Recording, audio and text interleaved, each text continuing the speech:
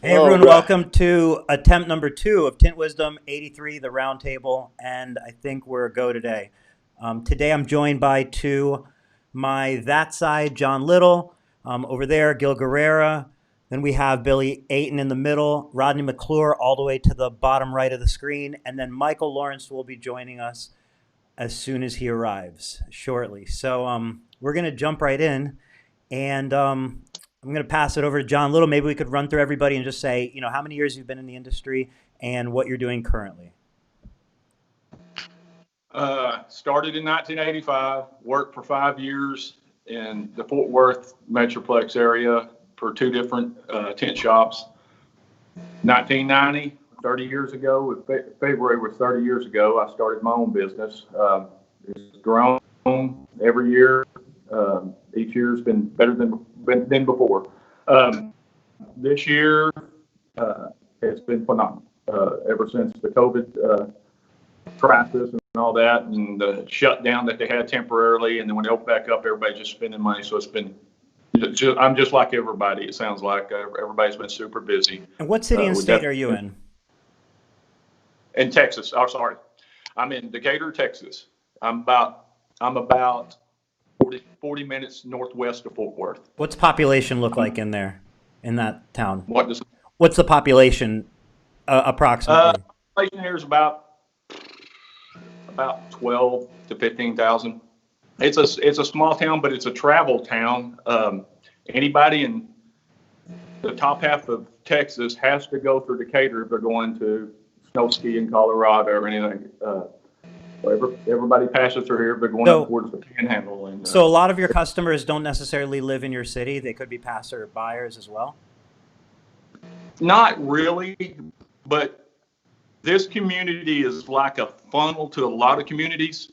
I've got about 3 counties I service, and I'm in Wise County, and I do all the work in Wise County. I've got, there's about 5 dealerships here. I do all their work. I've got another county, Montague County, that's got 2 car dealerships. I do their work, and then there's another county, Jack County, that's got like a little old rinky-dink car dealership. I don't do much work for them. They don't really do tinting, but I do a lot of the retail customers from that county. So it's just, I'm the only guy in town. I'm the only game in town. Small town, plenty of business. Nobody else. There's been a couple over the years. There's been a couple try to come in and try to start a tent shop. Never really worked out. Everybody knows me. It's just kind of, I've kind of got my little clique over here. Did they go on fire, the tent shops, the other ones that tried to open? Yeah. Somehow they just caught on fire and burned up. I don't know what happened. Obviously, we're kidding. Gil, let me pass it over to you. Fellow Californian, Gil Guerrera. Population 1 million, right? Just in the neighborhood. Huh? 1 million just in your neighborhood. Yeah. In LA. Kind of like my story, because in the 80s, I was doing stripes and moldings for a guy. So we did all the dealerships. Then in 83, he says, "Hey, you want to start window tinting?" And I said, "Huh? Do you know how?" And he says, "That's not what I asked you." Like, all right, let's do it. So we self-taught each other. And once a week, some guy would come in and kind of show us. He was a tinner, right? Show us tricks. About 8 months later, this dude sent me on my own, and yikes, I wasn't ready, but I did it. And so I left him because of a situation. And then I worked for a guy for 23 years, and he taught me all I know. Or he taught me all he knew, and then I just sharpened it up. He sold that business after me working for him for 23 years on the internet. The dude that bought it was dumber than a bag of rocks. In a year, he was done. So I'm a silver spoon-fed window tinner. All them years of all our clients, they're mine. So between them and all these other new accounts I have, I'm a pretty successful window tinner because of word of mouth. And that's where I am today, man. So I think 2006, I went on my own, and it's been busy ever since, except for 3 weeks at the beginning of COVID. That's about it, but I like my story. Self-taught is a son of a bitch, right? And I wish one customer, hmm. I wish I could see one customer, brother. I'm sorry. But this old timer, he says, "Hey, man, what's all these flaws, right?" He goes, "Hey, what's all this?" I said, "I don't know, man. It's the best I can do. I wish I could see him someday to give him a free tint job." But other than him, it all kind of went smooth. But yeah, learning on your own is not easy. So all you new guys out there, just keep at it, man. Keep at it. Keep at it. Pretty soon you're an artist. That's my story. All right, let me pass it over to Billy Ayton. Well, me, I started when I was 15 years old. Started as a prep and got took on by the artist and the speed demon. So I had two mentors that taught me.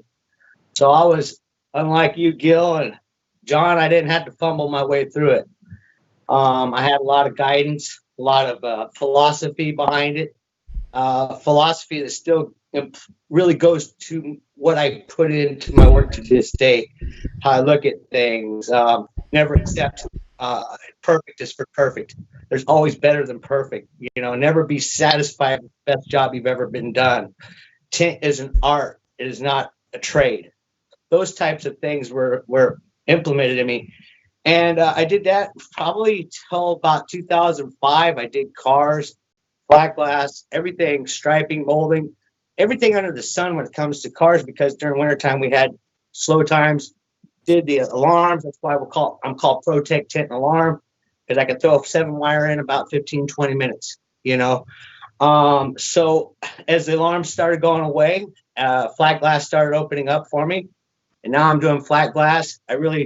All word of mouth after about 2005, been specifically going after high-end targeted market. All my clients, all my contractors build custom homes, glass companies and stuff like that. Trying to stick to people that are going to be good feeders, good seeds for more and more jobs out there. So that's your own business, basically built off of referrals. Is that right? 1998. No, Tom Foster. I did a little thing. I got sick wasn't sick. I was diagnosed in 96, 97 with a fatal disease called Hep C. And so I did a little bit of rethink and I moved out to Vegas. When I come back to Vegas, I couldn't stand Vegas. It's dirty when you turn the lights on. And it was a dirty town. It really was a dirty town. Unbelievable market out there. I mean, I could have taken over, but that wasn't the time. I had my head mixed up. But Tom says, "Billy, come back here, load your trunk up. Just don't let me down." And I've been on fire since 1998. Got it. Okay. And then Rodney McClure. Hey guys, Rodney McClure. I'm in Bremen, Georgia. We're about 50 miles west of Atlanta on I-20. Started off doing it really as a joke in 1984. We had a shop teacher that had a 72 Chevy truck, and my lunch break was split between lunch and then my class I had before lunch split off at lunch and then after lunch. Well, he was restoring the truck, and we took all his purple tint off. Well, me and the guys got together, and we bought up some film, and when we left to go to lunch, I stayed behind. Or when he come back from lunch, we had the truck tinted. Well, that's probably the easiest truck you'll ever tint, flat glass, whatever. Come back in, and I hid behind the door, and he opened the door. I fell in line behind everybody, and we all sat down. It was probably the biggest joke we've ever pulled on anybody, but he liked it so well. We done it, and everybody started asking me to do it. So I finally got good enough by about 85 or 86 that I could get paid for it. Then I come across this film called Linseed film. And lo and behold, Bill Burke sold me some Linseed film. And I remember this day. It was a one-piece box. The coolest thing I'd ever seen. Wish they would come back. But done that. And I'm a tool and die maker by trade. But the place I worked for, Trojan Tool and Die, I worked there till 89. And that place, I tinted on the side. But there till 89, it had several things that changed about it. And anyway, it was a division of Douglas and Lomason. So every time something would change, we'd have to shut down or do whatever. We built trim parts. And when Daimler Chrysler bought into or hyphen together or whatever, they shut down a lot of the plants. So I just left and went out on my own. And I've been doing this, any kind of auto restyling, anything you want to go along with it. Since '86, pretty much full on. And the little town I'm in is a population of about 6,500. Carrollton, which is in Carroll County, is another county over. I think their population is around 29,000, and then the whole county that I'm in, Haralson County, is around 29,000.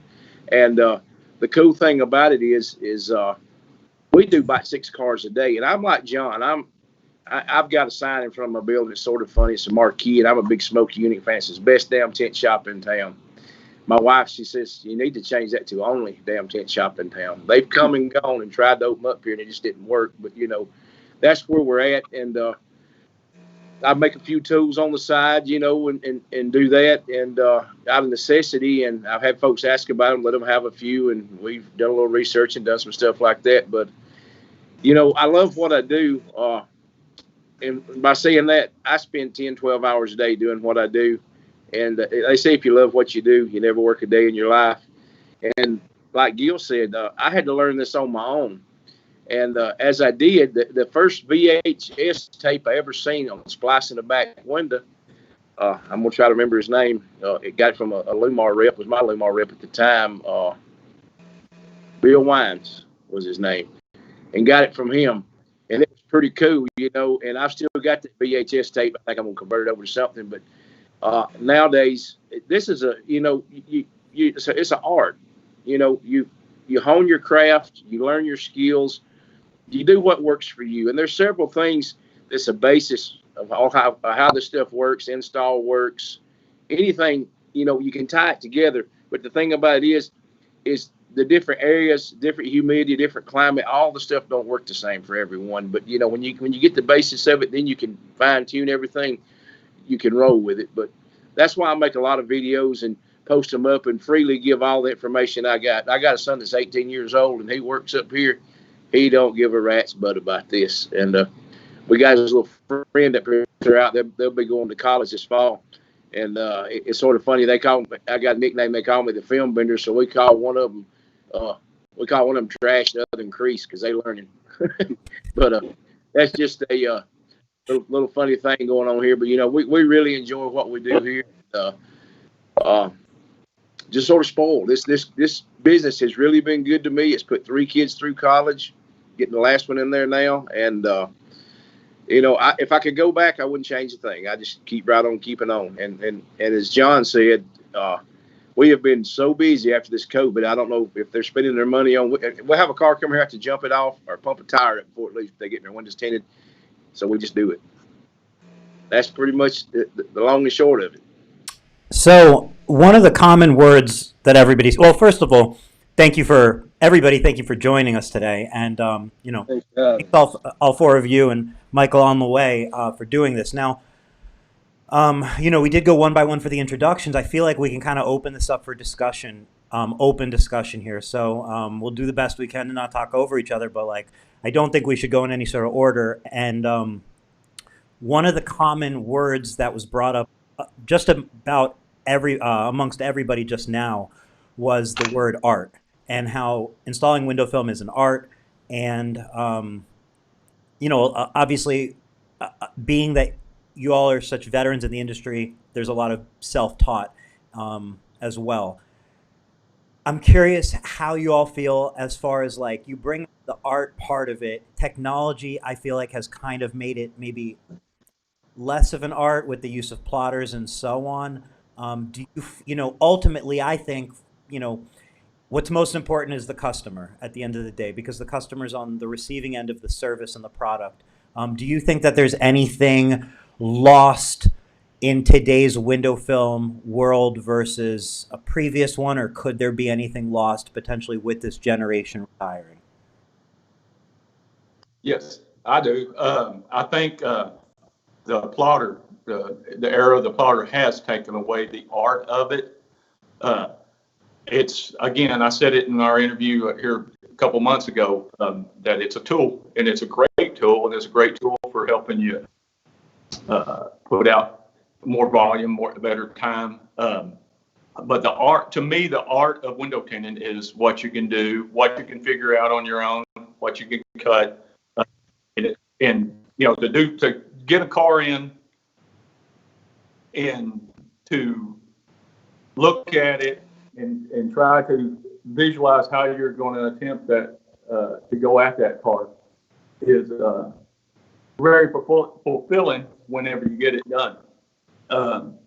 You don't do it as much with a plotter, but when you're hand cutting, and honestly, if you really want to go back, and all you guys will know this, go back to the days before shrinking, when we had to slice and seam and 2-piece, 3-piece back glasses and do it. You want to talk about art and somebody being able to do a back glass and seam it behind the line without it being seamed. And and to do it clean, it's fulfilling when you look back at what you've done. The customer's happy, and and I've probably heard it 1,000 times in my life from customers. Man, that's what you do is an art. I've heard them say that. And in my early days, I didn't think of it that way, but as we went on, I certainly did. Billy? I think it's just not. I think what he's saying is like pen and paper. I mean, I get that part of it, but when I think of it more martial art type of situation, when we used to, especially with those older guys, because we get cars in, especially as they were coming out new, like he was saying, we had to sit there and learn how to attack it. We got windows now that have frit, the black skirting all the way around. We had hard set rubber, glues. We had knobs that cut around. We had windows that come to a point. Hold on, are we talking about the past or the current, though? We're talking about the past. The current doesn't have windows that come to fine points like this. I mean, we have cars that come down, and as soon as you drop down, you don't have an edge to shave. You don't have an edge to gap, but as soon as that window came up, it's now exposed. So we had to learn how to attack and visualize what we saw through everything, just the window it come, how the window is going to look, where you was going to put your seam at. There was so much more to it as far as how that window came out. And there was gain in the window, because when you go on the inside to the outside, you gain 1/8 of an inch to a 1/2 an inch on some of those Camaros. You gain a 1/2 an inch on the seam. So, and you're sitting there going, well, if I could interrupt you one second. That all visual.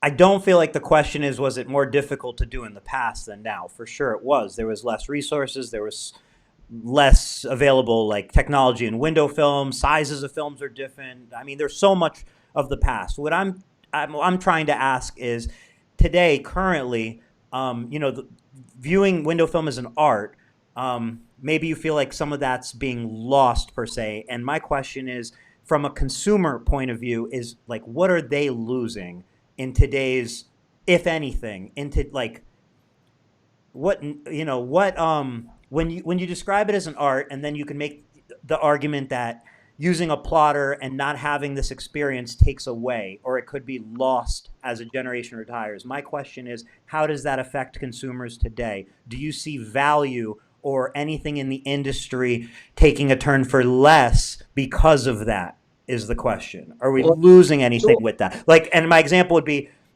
if you want to say like old cars maybe were handmade, but now they're put together with robots. And the question would be, well, which one's actually better? Do we wish they were handmade still, or do we like the robots? That's my question with window film today.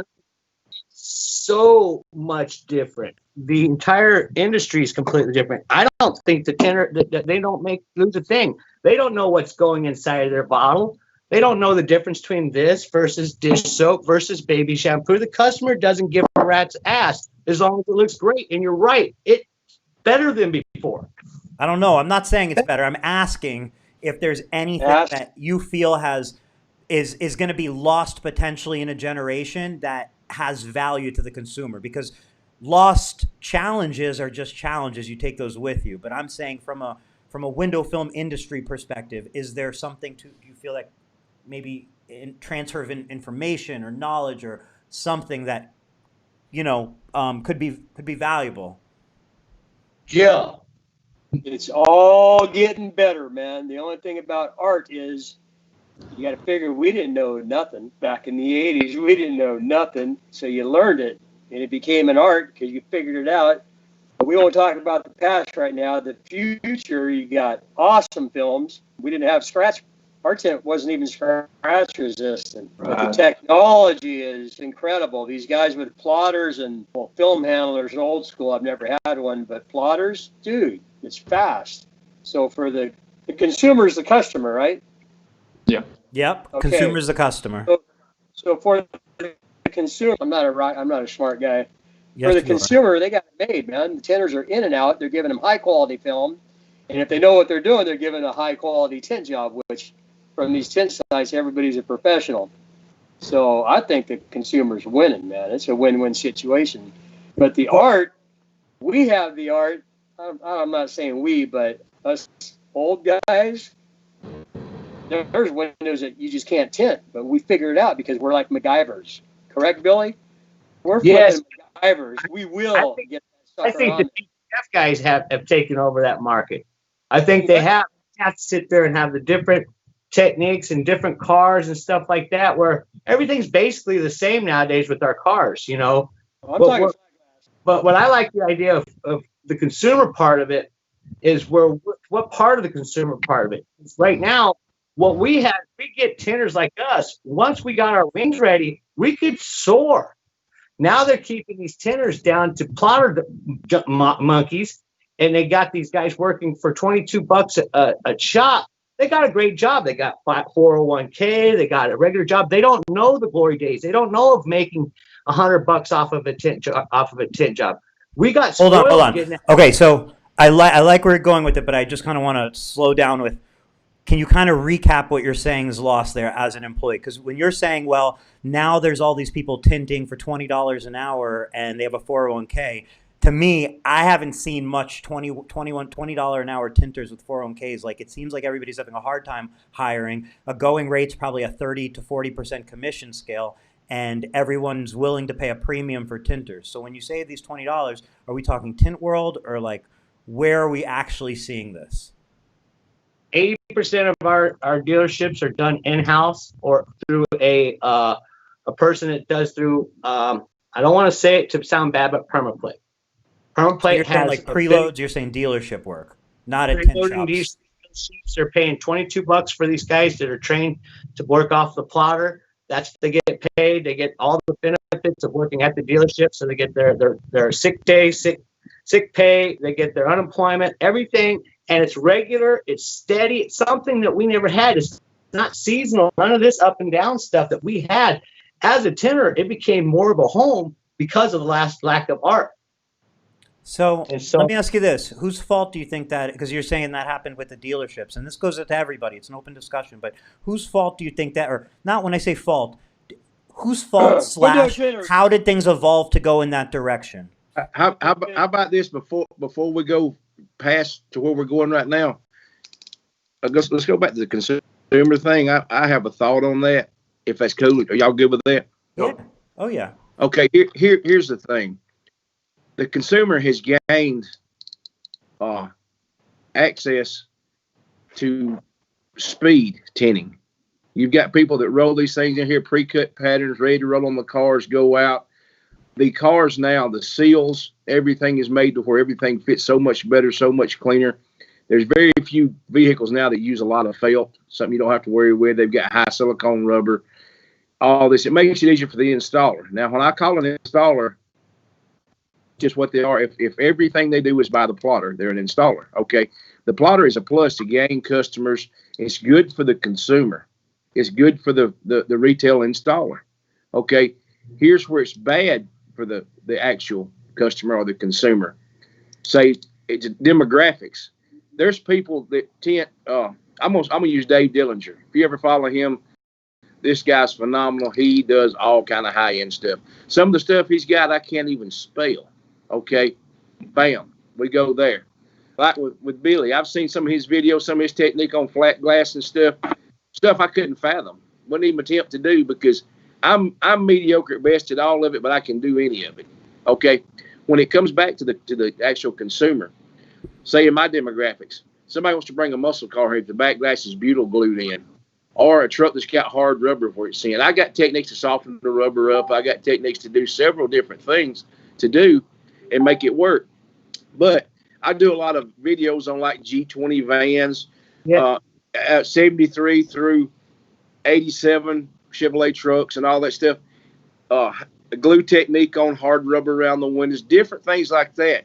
Now, that's where this new technology is pale to the old technology. When my customers need this done, I'm the guy to do it. I'm who they call. I'm who they think of to do it. We can do that. Now, you know, working with one ply film for a plotter, that's a no-no. I can still take one ply and do whatever. So there's certain vehicles that they won't just say Winco's on. It's a real thin film. I can apply that to it without any issue. Some people can't. Some people can. But, you know, it's the consumer. It's a win-win all the way. And like Billy mentioned with the frit, that's just you got a pattern to cut with, to go with. Bam, bam, you're done. Just say, Billy probably know what your model, the Lincoln they used to have when you roll the window down, the front little window would come down, then the other. And I don't remember town car. You had to know what you were doing. You had to go in there and read the curve, read the glass, study the car, know how you're going to attack it, and roll with it. And there's lots of things that does it, but the consumer as a whole, it's a plus for them right now. So what happens is it's that super high dollar tint guy that was better than everybody else out of the market unless he has a special niche. If he's got a special niche, then he still can call his price. Now it's the race to zero where people battling to be able to do a car for $100, $150. I'm not that guy, you know, and I tell them, you know, people are willing to pay for a good service, a product they're going to be happy with, and a good word of mouth customer is the best you can have. They're going to tell someone else, and that's just pretty much how it goes. All right, Billy, I know Michael's trying to get in. I'm dealing with it too. Thank you. Rodney, so I guess where do we go from there? I didn't want to talk and over talk anybody. That's why I wrote it down. So. That's not distracting at all, Billy. Thank you. I'm just messing with you, buddy. All right, so you know, one of the comments in the chat from Patrick Burke was, he said, I think it was Patrick Burke. Let me scroll back up and hold on. We're gonna get Michael in here. Hang on one second.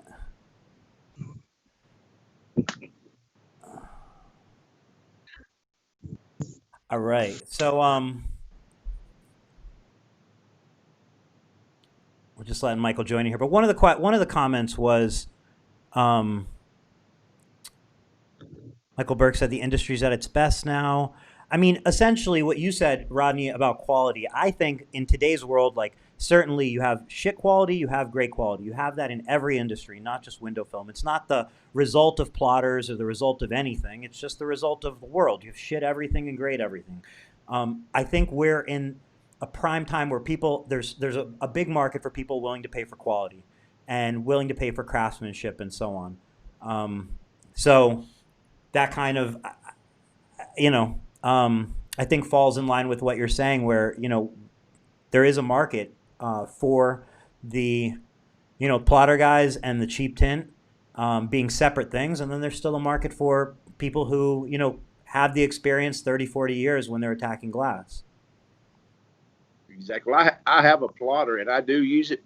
My plotter is so old it doesn't even have a USB port on it. It's a Roland. It is old. But and the thing with the patterns, you know, I use a certain company, but here's the thing about patterns with the plotter. You're putting somebody else's work on the glass. I don't give a damn how you, let's use my language, darn how you do this thing. You're putting somebody else's pattern on there. And it may be from some guy, and some of the patterns you get, that guy couldn't even pick up the scrap on the floor at my shop. He would be gone. But, I mean, they still come in there. So I have a database where I save them and I do them. And I used to make patterns and do them, but it took so long to do it that it was just crazy. And, yeah, I mean, if you hand cut, you get it where it's at. All my patterns are oversized. I shave every window. The frit is the bomb. I mean, but the consumer is at a great advantage right now compared to what they were 20 years ago. Sure. Gil, Yep. What's going through your head? Yep. Plotters, man. I want to keep my mouth shut, but Plotters to me are probably only good for those guys who do the same cars over and over or have a lot of cars. But as far as me, it's like hand cutting's everything, because I remember back in the day, somebody made a pattern and said, "Here, tint it, Gil." And I says, "I ain't tinting your pattern. You made that pattern. You tint it." Why? Because we're artists. We know exactly what that pattern's going to do when we lay it. If any one of you guys make me a pattern, that's in your thought wave, man. So why I use a computer if I wouldn't even use a brother's pattern? You know what I'm saying? Plotters are made for those guys who are busting a lot of cars out, and that's about it. But I'll tell you what, when I hear all these sites, people are always talking about how much problems they're having, how much waste they have. I can't fathom it, man. We don't make mistakes hand cutting. You might have 1 in 100, but you don't make mistakes. Old school is artists, new school. Somebody said something about they're just installing it. They're installing it. And I'll tell you what, the neatest thing about window tinting, man, is to talk to a young guy. But you know what? Watch this, man. I had this thought a long time ago. There's no longer any young guys. We're in 2020, right? Heat gun's been out since, I'm going to say, 1990. If there's anybody tinting within 30 years from now, you're badass. All you know is a heat gun for shrinking, right? Anybody that's been tinting within 30 years has been using a heat gun for shrinking back windows. They're all professionals. Take that plotter and do all hand cutting, and you're a full professional artist. But yeah, man, times have changed, but it's all for the better.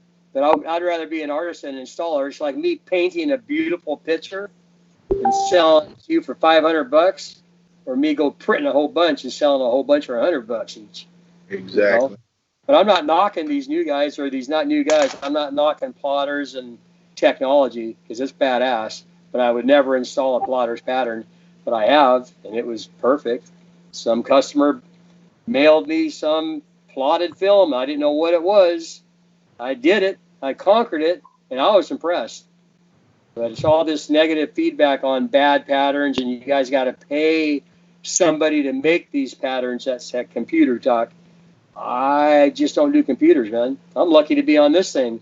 So, Cool. Phil, let me, if I can throw out, unless anybody really wants to jump in here, when you say like I'm like, and the question is to everybody, at the beginning of this, we kind of focus on how everybody here is basically self-taught. You were doing it before. Everybody was doing it before. There were tutorials and so on. You figured it out. You look at glass. You analyzed it. You got a feel for it. It was trial and error. You did whatever it took to figure out those windows, no matter how frustrating. But then when it comes to, there's Michael, trying to get in the wrong way. But then when it comes to technology, when it relates to computers, I feel like there's not the same gung-ho, like I'm going to figure this shit out, however, I'm going to keep trying this, however. It's kind of like, nah, this new thing, not for me. Do you think that's just a result of age? Or like, what do you think that is? Is it part of like a career? Just when you're young and hungry, you're here. When you're set in your ways and kind of more comfortable, you just push those things off. Because I feel like there was some 50 to 60-year-old guy when you all were learning to tint that was saying, man, I don't need to do that. I'm fine with my 12 volt. Well, I don't know. I see the numbers that are being claimed by people out there. And, I remember this blonde guy used to get on here, 4 or 5 years ago, and I would sit there and talk about how fast I would do cars. And they'd laugh at me, ha, ha, ha. And this John Wagner come along, and he put a video up, and he got that charger done in 15 minutes. And he didn't use a damn plotter. He hand cut it, just like we did, okay? That right there, when we're doing 15 cars a day every single day, and they're not the same car every single day. They're Ford Tauruses, where you got to sit there and adjust for how much felt your problem is going to be dealing.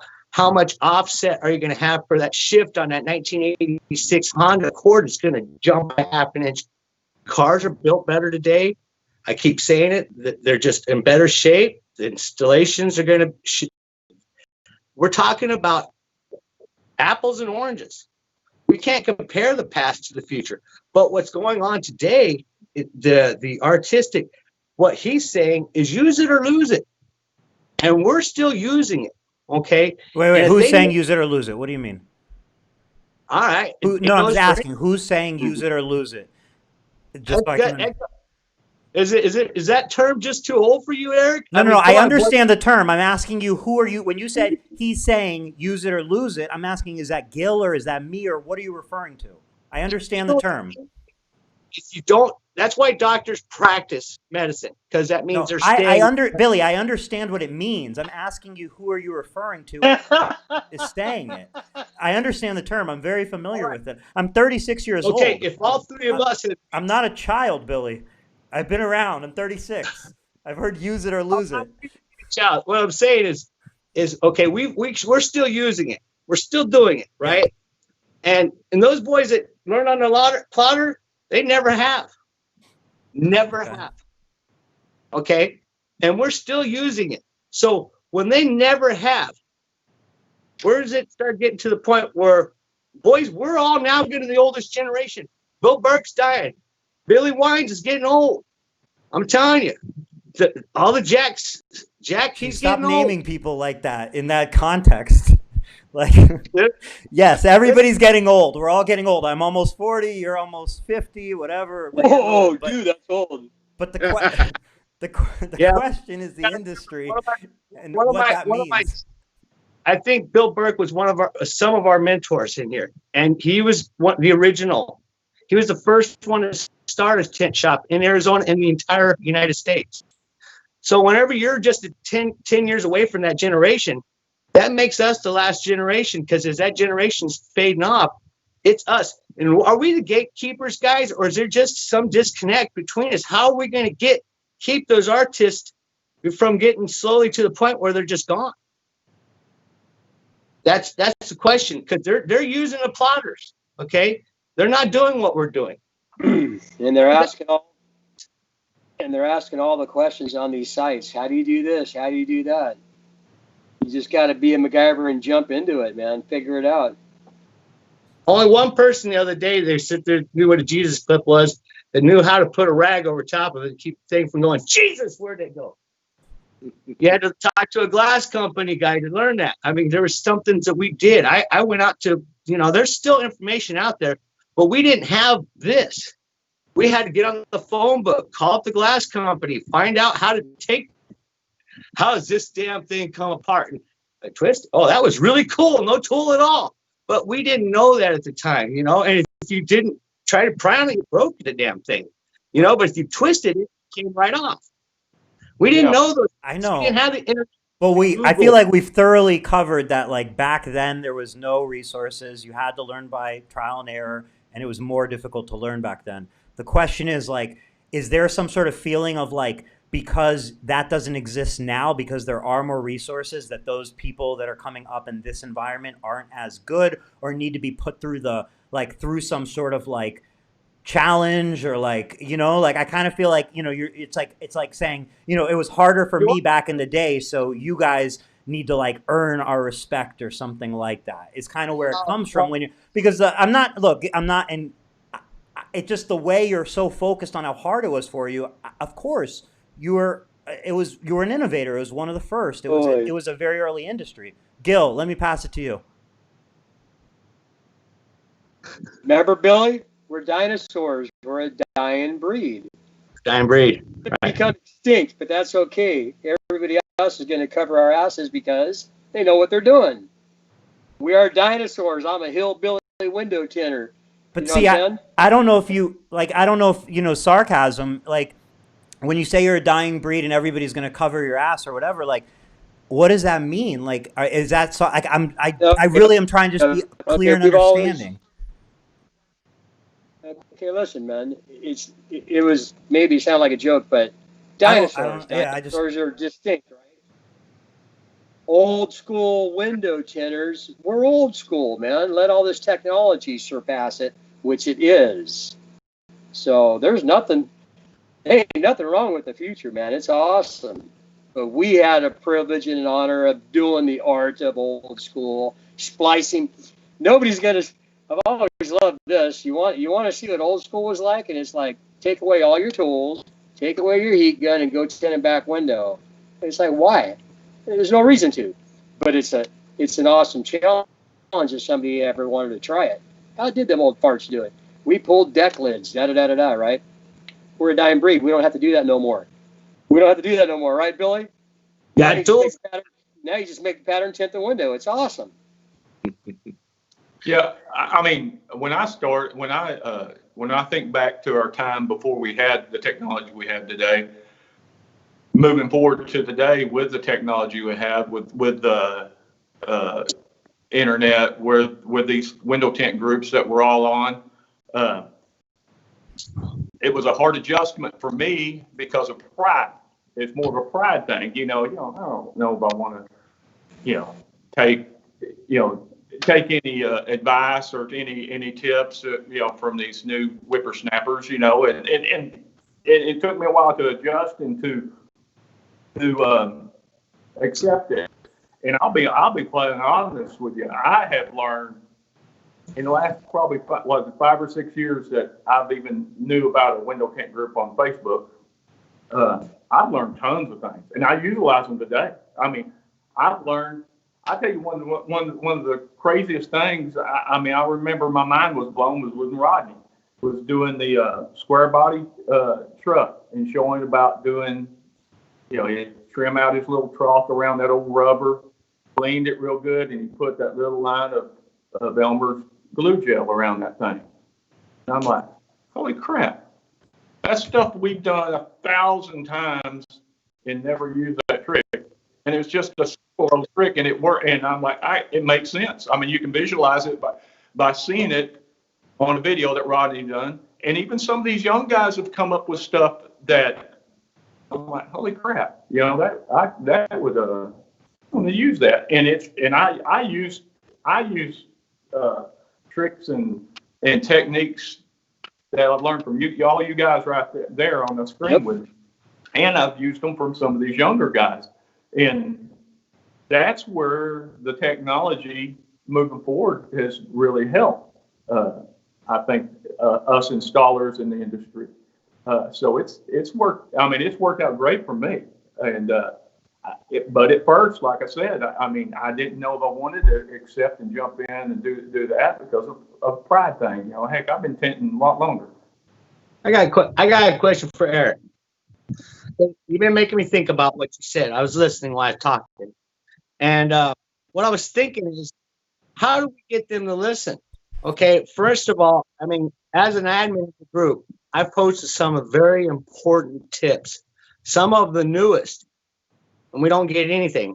I'll put a picture of a dildo on the back seat and say how many people found the strange things. We'll get 300 comments on the damn thing, but we'll get 15 likes, no comments on something. I have developed a new ladder program for flat glass to set up on your ladder. It gives you more space, more stability. Very little people have taken on to it, shown interest of it whatsoever. But we'll get an old school technology, revamp it because of the Facebook, like the Silk Shield. It was people been stuffing ropes and gaskets for years.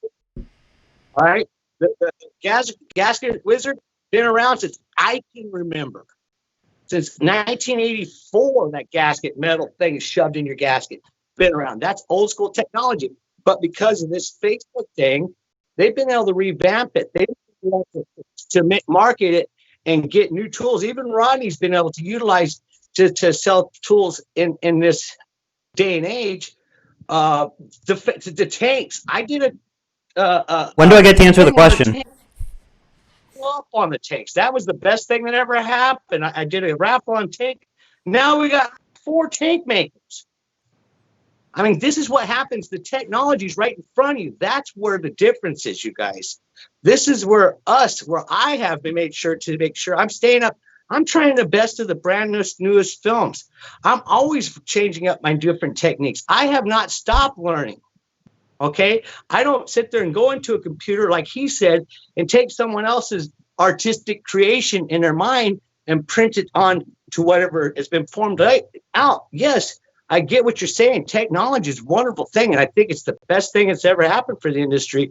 Now it's time to really make the market aware of what we really do and try to become together as an industry. Until then, no. Till then, we're going to have the 1 or 2 guys that are good, 10 out of the 100 that are going to be all right, and another 90, you all suck.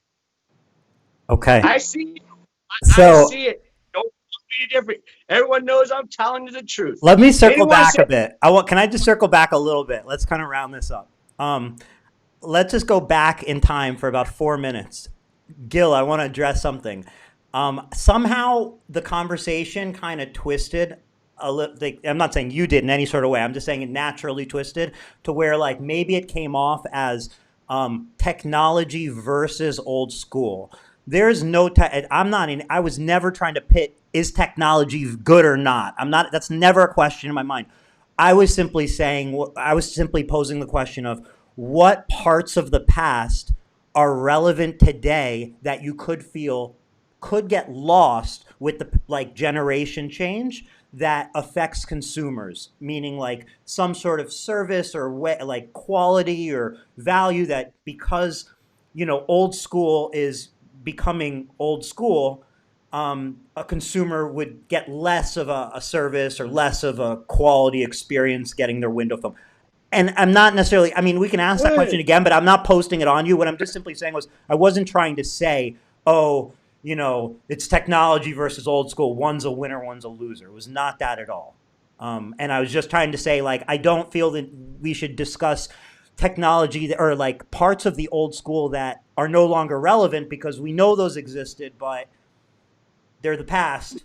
What are we losing currently that we can take action to try and preserve and get out there? Because I think that's kind of where Billy was going to, in a sense, is like, he's saying like, Billy, what I heard you saying was, you're posting what you feel is valuable information out there, and you're not really getting the response you would expect from such valuable information in the group. So I just kind of wanted to clear that whole kind of vibe up of where the conversation's going. Yeah, because we're going to have a bunch of youngsters hating on us pretty soon. So, and I don't want that. I want them to I get a lot of personal messaging coming into my stuff, a lot of youngsters. They're embarrassed to do it and on the thing. But I think to answer your question was, I saw a post the other that says, I'm not taking 20-year-old cars no more ever again. Ain't doing it. Well, that's great. The more those people that happen, the more money I get for the 20-plus cars because no one else will do them. Sure. When I've heard someone else doesn't want to do that Cutlass Supreme and the guy called everybody shop, you can do that? Say, yeah, $600. And the guy goes, well, I'm the only one in town. Ain't that right, Mr. McClure? If they ain't got no one else to go to, you can charge whatever you want. That's what they call monopoly there. So in a way, it would be for our best interest to let the youngsters go and let them stick to the and not get the technology, because when the power goes out, we're still in business. So is it a you versus them, or is it an industry as a whole? We need to get that to them. They need to learn how to do this stuff. Well, they're not going to learn how to do it with an attitude like that, is what I'm saying. Because I thought where we're kind of headed with is how we can try to pass the information along and communicate everybody and not be looked at as a generational thing, and kind of just go, how can we work together to get the best information out there, to elevate it both for the installers and the business side of things, as well as the consumers and the awareness side of things.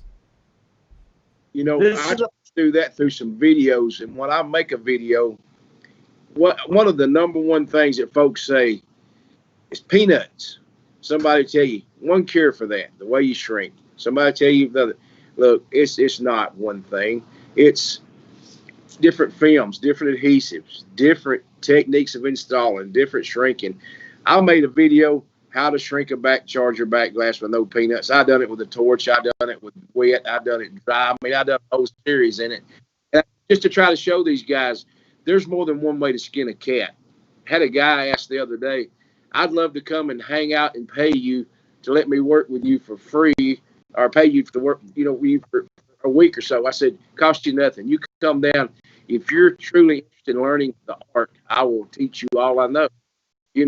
And I'm going to pass the torch sometime. And none of my kids want this. They don't want this. They've seen how many hours I put in to do this.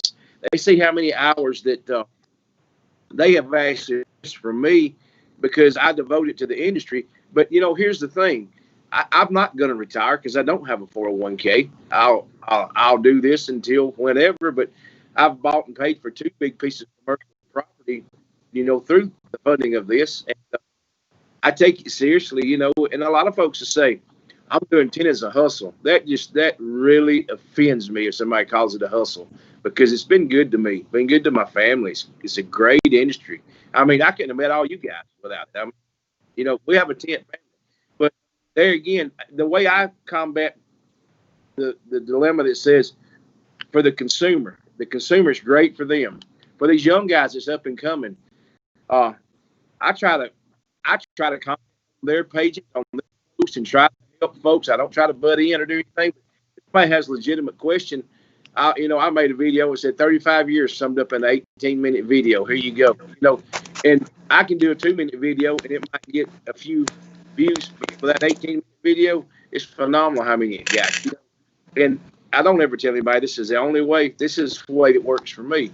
And I try to, I separate an installer from an actual tinner. And all of us are tinners. Even though I own a plotter, that's for installation of quick jobs, late model stuff that I know the patterns are going to fit. That's got to get in and get out. 2 front doors, a windshield strip, and you're done with back glass. Never run through a plotter at my shop, nor is a windshield. It's all hand cut. And, that's just different stuff. But instead of, in my opinion, instead of me or, anybody that I know taking these young guys and exploiting them by saying, hey, you're going to be the downfall of this industry. You're going to do this. You're going to do that. Let me try to help you. If you're embarrassed to, like Billy said, some of these guys will private message because they're not going to get their ass handed to them. And I really don't like that, but I can't control all of it. Some of us are really passionate about it. Some of us are too passionate. And I've had to learn to separate passion from pride in what I do for a living. And can I help someone or whatever? If I can't help you, I'm not here to hurt you. I mean, I'm a people person. I mean, I love everybody, but that don't mean, I have to like everybody. And that's just the way the cookie crumbles. But I'm willing to help anybody that's willing to go the extra mile to do it themselves. And, another thing, there's, I tell you, a downfall for you guys that's in here, trying to get into this. They want to buy the cheapest film they can to do whatever. When you started, Billy, how many film companies out there? And you, John, I mean, how many do you think? Film. 3. Mm-hmm. Talking about film companies, brands? Film manufacturers that actually PET up, brought the whole thing up. 3. That's exactly right. Would a 3M and Scotch Brite count as 2? Do what now? 3M and Scotch Brite count as 2? Well, if you want to call it that, yeah, but it's the same company, but still, it's Eric, a lot of folks come in, and the new keyword now is nano or carbon. Okay, here's the thing. That's all good and fine. You've got deep dyed, 4th generation dyed film that works great too. It's whatever you choose to do and however you choose to play that curve to get the customer in. But, I always tell everybody price without service is no bargain. I mean, somebody called me up and they, do you price match? I said, no, I tint windows. No, I understand you tint windows, why I call you, but do you price match? No, I tint windows. And I say, well, just tell me what you're looking for. I said, I don't mean to sound arrogant, but what are you looking for? I want some tint that'll match and won't turn purple. I said, I'm your guy. Here you go. Let's do those 2 front windows for $125. Well, what about carbon? Okay, let's do those 2 windows, $125. Well, if carbon is so much better than the other, why isn't it the same price? I said, it's glass, it's tint, we're putting it on there, blah, blah, blah. But if you go up to a ceramic film or whatever, you can, you price it up. But here's what I'm getting at. It's where these young guys are getting on there. Everybody says, well, they're doing these things for nothing. They're doing this, they're doing that, they're doing whatever. And a lot of them are because they don't put value in what they're doing. They figure they're getting paid to learn something. But you're only as good as your last job. Your reputation's everything. Do the job, do it to the best of your ability, and you can charge a premium on what you do. I mean, and that's just the bottom line. Don't sell yourself short. I mean, it can be done. I mean, and don't let Don't let price rule you. Don't ruin you. I want to clear something up, Eric. A lot of times through this filter of this Facebook, and a couple of you have known me. I do have a rough exterior, so it is hard to Billy, judge the when you get. the audio's going from clear to a little distorted, and I just want to make sure what you say comes out clear. I don't know if you're moving to and from, but I'm just saying because I want to hear what you're saying. So what I'm saying is I'm a little rough on the edges when I'm kind of like a diamond in the rough. So you're gonna have to deal with me before you find out who I am. But I have had the experience of working with over 100 tanners in my lifetime, and that means training them, hiring them, firing them, hiring them, firing them, hiring them, hiring them, firing them. And I think John's probably went through that. Rodney's probably went through that. Gil, you've pretty much been on your own for the most part. So you didn't do much hiring and firing and stuff like that. So when I say those numbers to you, I don't want to sound rough.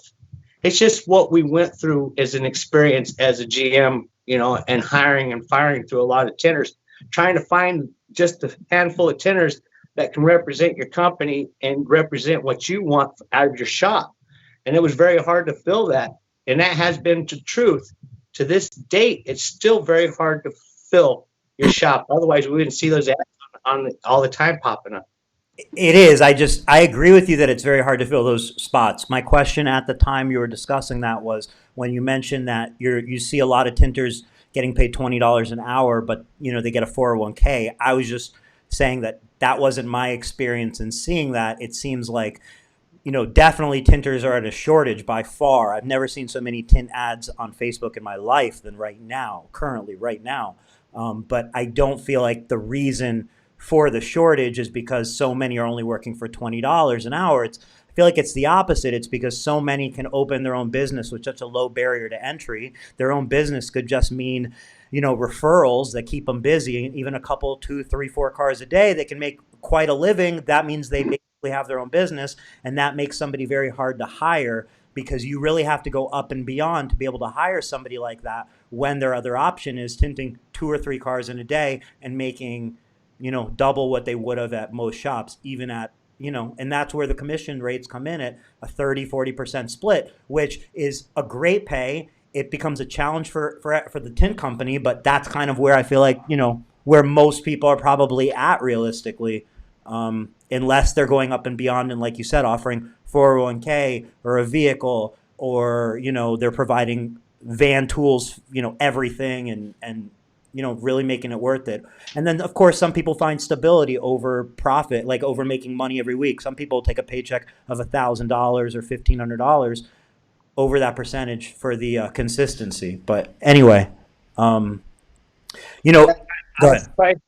Go ahead. I was surprised to hear you still saying commission because I was curious, is it still paid that way? Because it's been 20 something years since I've been paid, so I don't know. It's been 20 something years you've been paid because you work for yourself now? Yes. But you haven't been but like you're saying, as far as hiring people, how did you do it? You said that you've been through like 100 people hiring and firing. We pay commission depending on experience. If you could do a Beretta back window in one piece, well, guess what? You got your 35%. If you weren't able to do all the cars, you weren't going to get that, because that means my other guy has to do a shop and he has to get slowed down. And that big fat tinner kitty cat you got to keep fed doesn't like getting Berettas because he's the only guy. Next thing he knows, he asks for a raise because he knows he's the only guy. You asked about the dealerships where they fell downhill. Out here in Arizona is completely different. Because what happened is everybody learned how to do a one-piece back window. And what we used to have as leverage, now it's getting given away. Because eventually it took, 96, 97, about 10 years after most of the shops had learned it around our my question regarding the dealer, just to circle back, was, I feel like there was a consensus that dealer work was kind of typically cheaper work and kind of, takes away from what a tint shop can offer a customer. They get their vehicle tinted already from the dealer, and maybe it's not high quality because you said it was in-house people just slapping it on for an hourly. My question was, how do you think we got that where that place as an industry. Is that such, obviously a plotter has one hand in it, but I feel like the major hand in that is manufacturers spend a lot of resources and still do developing programs to make that happen for dealers, to put that in dealerships. And they could, and I'm just saying they could have used that same resources and efforts to develop those programs for their dealers to go into car dealers, but instead they put the resources and efforts to go directly to the dealers. I feel like it's not the plotter, it's more the manufacturer putting together programs for the dealers. Because I don't think a plotter on its own is going to get car dealers to do that. I think somebody needs to walk in and go, "This is how easy we can make it for you." Right. Yeah, and that's what happened is they are selling paper. But I think also to answer your question, and you guys might, all of us old guys, and you're getting older, you say it yourself, just take a look at life and what we have. Sorry about the in and out. Take a look at life and look at what we have. Our business isn't too different than anything else. Ebbs and flows. What happens with TVs and cell phones? We go through quality, cheaper. Now people get tired of cheap stuff. Now they want high-end stuff. And then it goes back down. Everybody wants it cheap. Then they want high-end. So we're going to go through ebbs and flows just like everything does. I think that's just the nature of progression. Hey, man, I've been in car dealership. What happened? I've been a car dealership tinner since '83, and window tinners are screwing up car dealerships. It's the price. We don't bow down to dealerships and give them these low rates. Since '83, we always got full pop. And then if a dealership gave you a client from them, you would charge that client a little bit more so the dealership knew you were charging them a better price.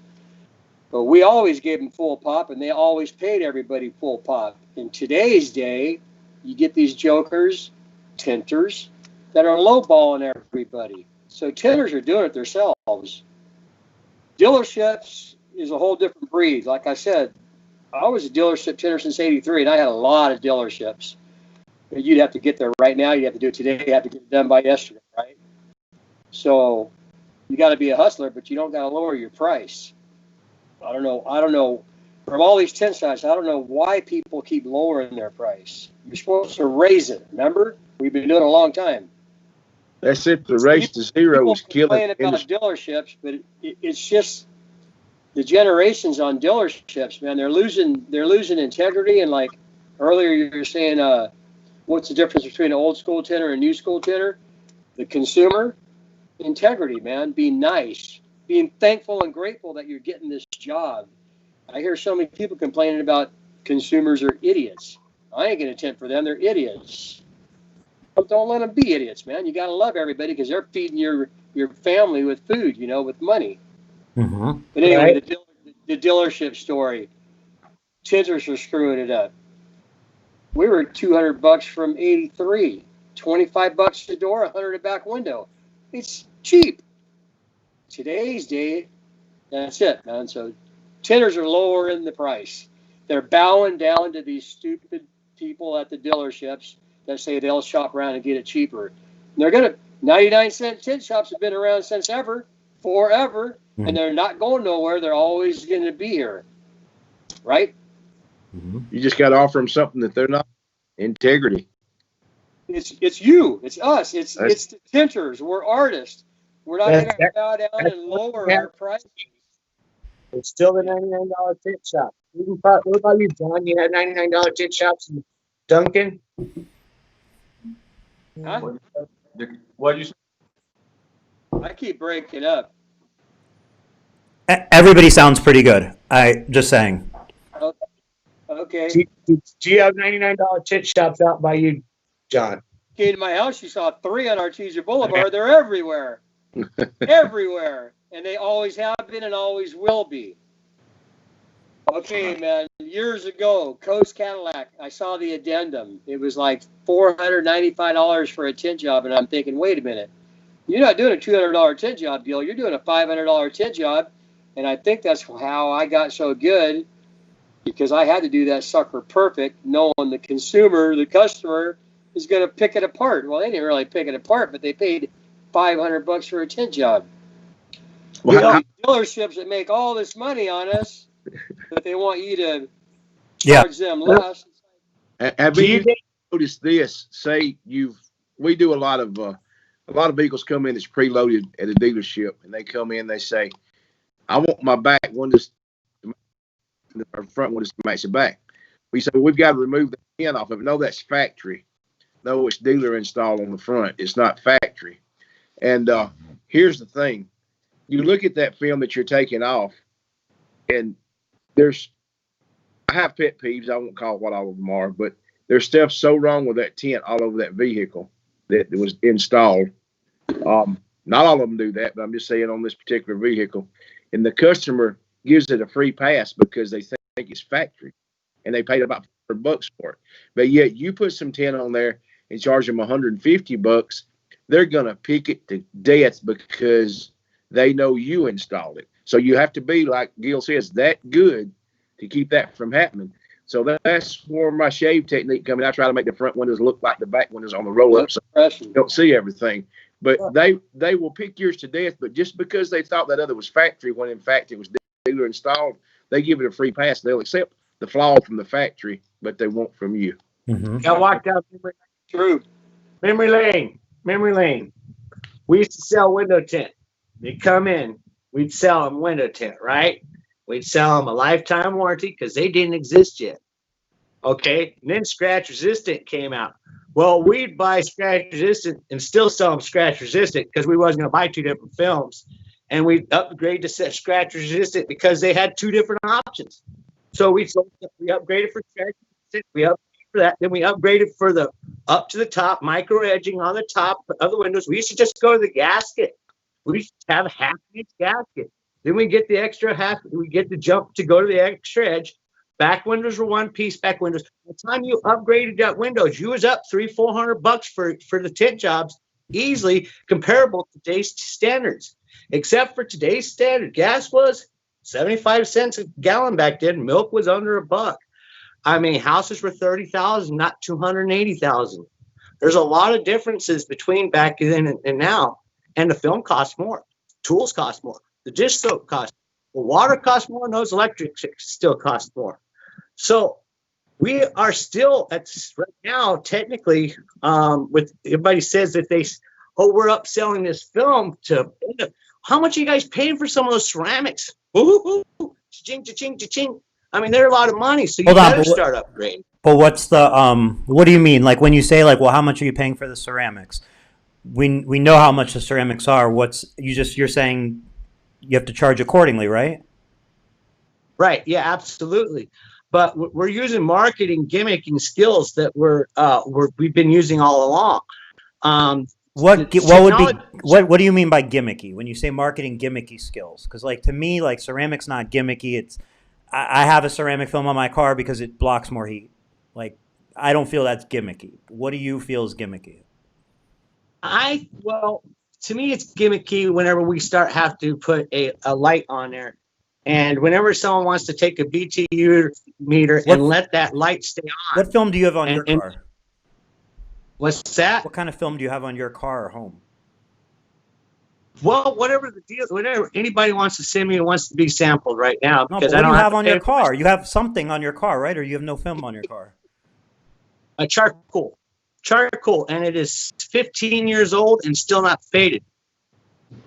It's an extruded dyed product. It doesn't. You never felt the need to put on I'm just confused because you said whatever somebody sends you, but then you have a 15-year-old film on your car. Like you never felt the need to put like Stratus or like I don't know, whatever film brands you've carried along the way. Because T-Sear rules the world. Your SGC, solar heat gain coefficient, okay, no matter what that is, that's your world. You live it. I don't care what you want to sell your stuff as IR on this little heat lamp and it blocks this much. That's the motherfucking sun up there. And it's constantly blasting you. And 51% of the IR is located. The rest is in the direct heat. I sell north-facing windows all day long, and it makes the house cooler. Doesn't matter what film I put on there, because I'm stopping the sunlight that has contained Visible sunlight has 49% of the heat in it. Holy- So if you start understanding your optics and start learning how film is actually designed and made, we're just talking about different materials. We're talking about more expensive metals, but we've still got the same machines since I've been working, blasting, making these beautiful, great films. Okay, Same again, the machine. question was what part of the different films or sales techniques are gimmicky? Because I understand there's, you can get a high total solar energy rejected from a reflective film, from a ceramic film, from a carbon film. I mean, you can do it from a lot of options, and I'm trying to figure out when you call it gimmicky. And if you didn't mean it gimmicky, just say that. That's where the question was. You kind of went into why you have a 15-year-old film on your car, which is confusing in itself to me. Because like... Because they still make it and they still put it on. I'll still put it on because it looks great. You're old school dinosaurs, what you are, man. That's right. What I'm asking is, did you put it on 15 years ago, or you're just saying that film's been around for 15 years? The 08's 12 years old, so it's 12 years old. The van's 15. I just took it off a year ago. Put on Onyx, which never faded. And I put Onyx on to match the back window to match the back window. So it was more of a color scheme than it was anything else. Because when it comes to heat, I got 180-degree black top. I drive on 118-degree black top all day. I'm surrounded by a heat blanket. Do you understand? The solar energy doesn't have to do anything with a convection situation that I have to deal with. A what? My Convection? Convection. We're dealing with convection out here. We get 150, 60-degree cars out here. I have a Frisbee. You want a picture of it? It's melted sideways from it was sitting under my carport. Okay. I definitely saw the picture. You posted it. I saw the picture of your Frisbee. Right. I'm kind of confused, I guess, because the question was, what? You know what? I shouldn't have stopped you at gimmicky. Let's move on or something, because I'm lost as to what we're talking about. I know it's hot as shit where you're at. I'm in Palm Springs. It's hot as hell here too. I was just in Phoenix, in Mesa last week, like 110, 115 degrees. It's dry heat. Dry heat. It's Right? dry heat. Dry heat. Tell that to my cassettes and CDs that just would melt, It doesn't matter if I put silver 50 all the way around on my window tint. As long as I got those windows sealed up and I got it sitting outside, it's going to get to the same temperature. Doesn't matter what product I put on there.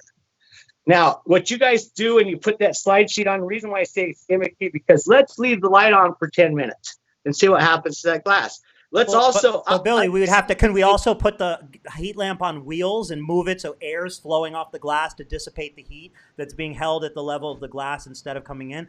So, I'm just saying, if we're going to be apples to apples, I understand what you're saying. If you leave the heat light on for long enough, eventually the film's going to burn and maybe even the glass will crack because it's so freaking hot. But it's a demonstration. It's not the sun. We're not driving. Of course, your car parked is going to get hot too. But the way film works, as I understand, when it comes to cars, typically is you're relying on that airflow to dissipate that heat. Am I wrong?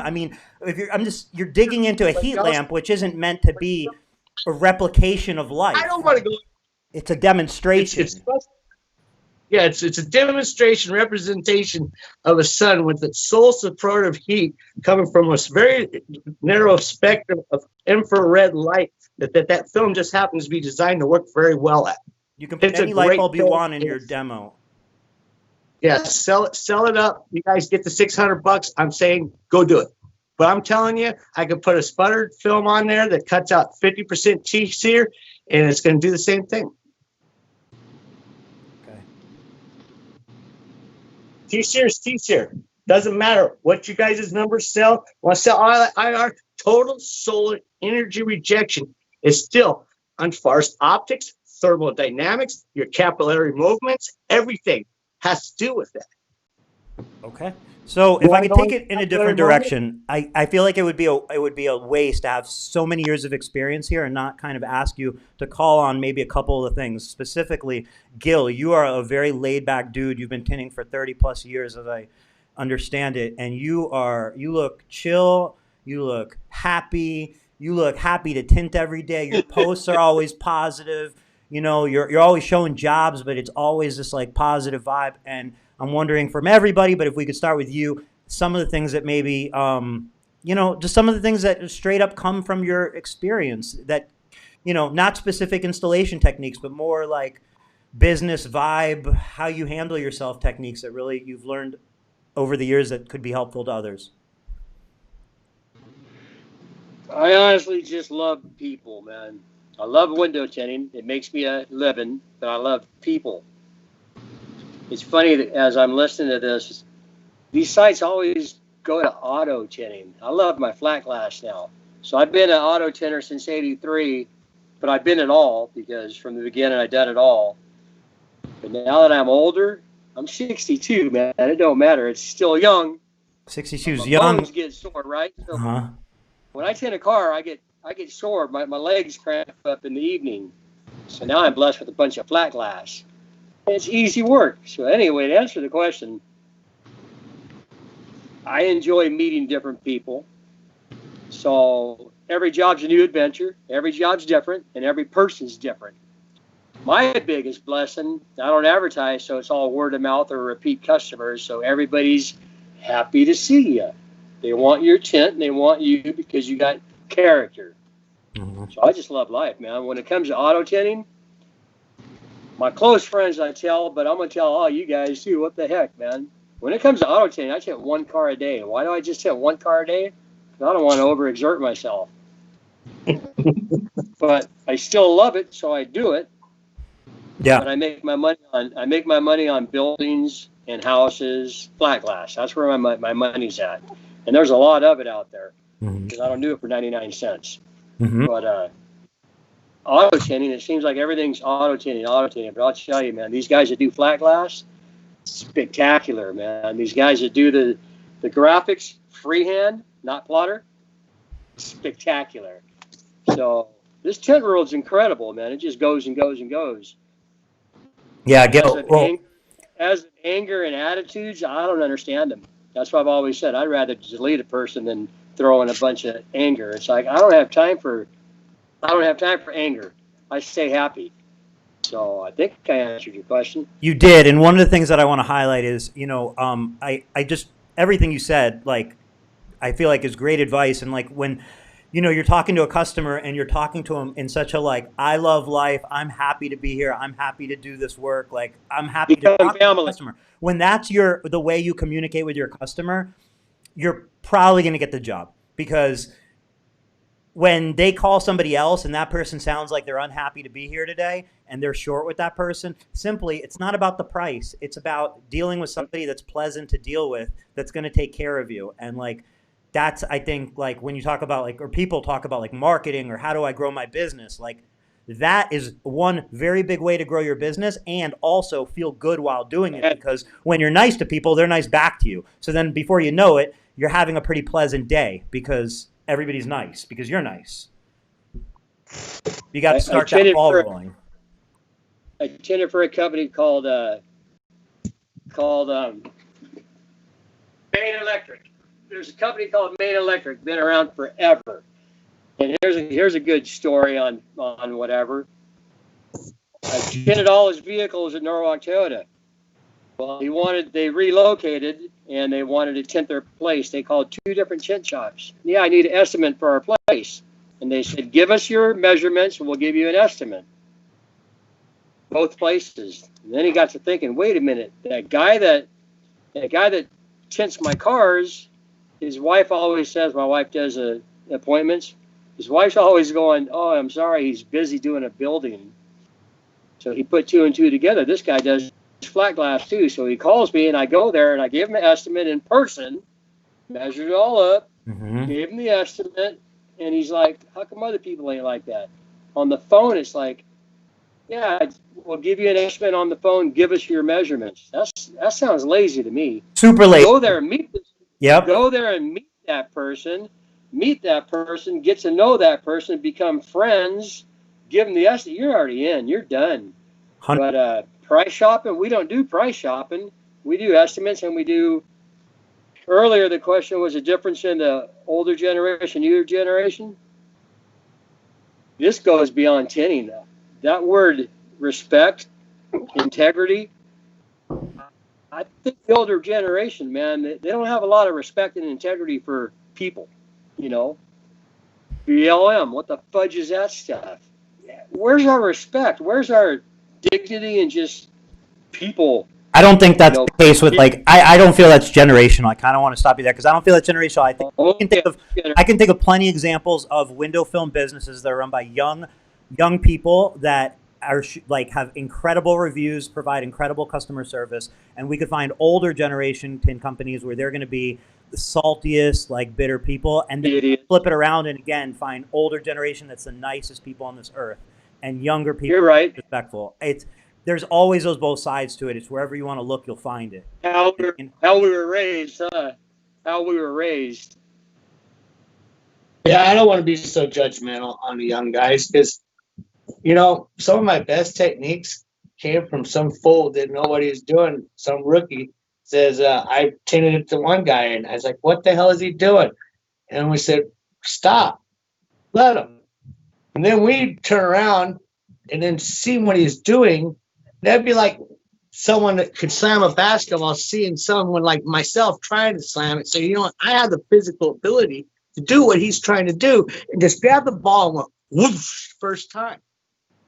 And so never underlook this because that's who we all was. You guys, I was that little punk piece of shit. There was a guy here in town that was called, I'm serious. I used to hear it from so many guys.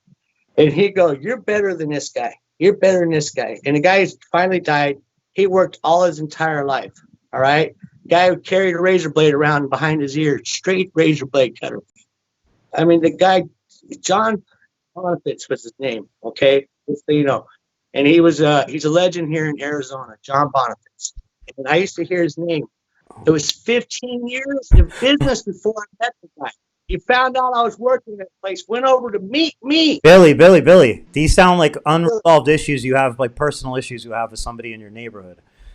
I don't see how anybody can benefit from this stuff. I don't know what you're talking about, Eric. What I'm trying to say is that whenever I was the young guy, I was the young kid that took the pebble from the guy's head. I was the 2-year tenor that was out smoking the 5-year tenors that used to come in. We'd go, who the hell is that guy? Who the hell is that guy? I'm not trying to brag. I'm not trying to be the bragocious. I don't know where you're trying to go with it. I'm trying to tell you. I'm not going anywhere with it. I'm just asking you to kind of circle back and tell me where the story's going because I think people are following, and I'm looking at the comments and people are confused. So I'm just kind of asking you, what's the point? I can't see the comments. The natural will walk in through your shop anytime. You don't know who the next guy is to change a generation. Okay? No one wants to claim a situation. I've personally put myself out there and got ridiculed the hell for it. But no one ever made that same claim that I've made. No matter what, we've got all these people and all this forum. No one's ever debated it and said they've done it. But one of the things I've done, I've changed the entire world. Just a change in the world. Who's going to be the next person who changes it? So I just want to also just throw this out here. Look, I have to moderate this in some sort of way. So when I feel like, we have to circle back or I have to ask a question or something, that's my only intention, is trying to make this the most easy to understand for everybody watching, entertaining, educational, and so on. I don't in any way, when you said where I'm going with it, I'm not trying to go anywhere with it. I'm only trying to help communicate, because I see people are lost in the comments. I'm just trying to bring it back. I don't want that to come off as abrasive to you or to anybody watching or anything. I just try to do the best I can, trying to keep the story in line and keep the topics going. That's all. So when I ask those questions, Billy, I'm not trying to antagonize you. I'm kind of trying to take the conversation where I hope you're going or try to understand it better. That's all. Right. That's all I was saying is we had rookies come in, didn't know what they were doing, and I, being open-minded, so far out of the box, being a young kid myself, being a rookie, having rookies coming in, and being in the evolution and the revolution of window tinting of the late 80s and the early 90s, when all the SRs were coming out and the changes, like you said, to the consumer benefited from us 30 years ago. Okay. And it's gotten better with tools for the tinner. It's gotten better with communication for for more tinners to get more able to get answers easily. But this camera, and no matter what, and I think this is how this actually got started, Michael. Thank you if you're watching, was about being able to show where I wanted to go is how we can't show articulation of a knife and how much pressure we're putting on a knife edge. When I'm cutting, there's very little pressure on the knife. I can barely feel the knife. It's like an art. Like you said, it's like that Kung Fu master doing his thing.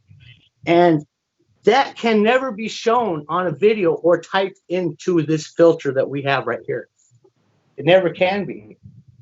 Okay. It has to be one. That's what I'm best at. It's one-on-one. I don't get. So do you do any one-on-one? Do you do any sort of like training or anything like that? I would love to. I just don't. I really would.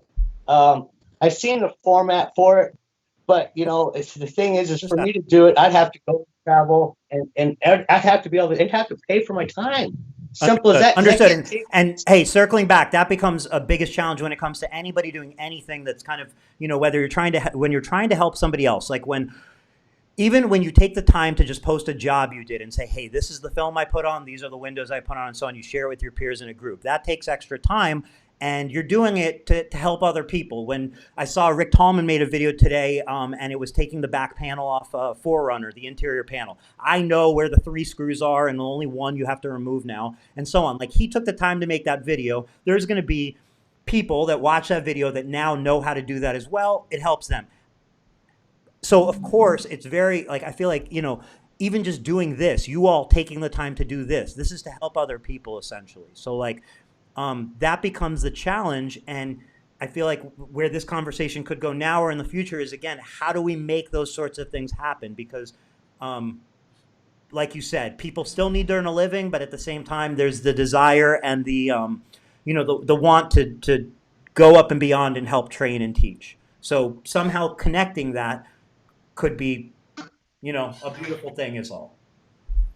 And just throwing, I like to play let's play imagination on this, but let's play imagination would be if a manufacturer was to put together a training group and they were able to, budget to pay that tinter, a tinter that maybe doesn't want to be tinting all day or is retired from their tint shop, could then it's like a next step in their career. Hey, I've retired from my tint shop. Now I have a part-time career traveling part of the year training, and I get paid for that. Helps pass along that knowledge, helps everybody, and it's financially viable to you because you're getting paid. Those are the kind of things that I feel like, communication and these discussions can maybe bring up or maybe somehow, pop out. Maybe maybe something else. That's where I try to go with it, not trying to say, better or worse or past or current or whatever. It's how do we identify what could be better, what's getting lost and so on, and how do we make that a reality for the future?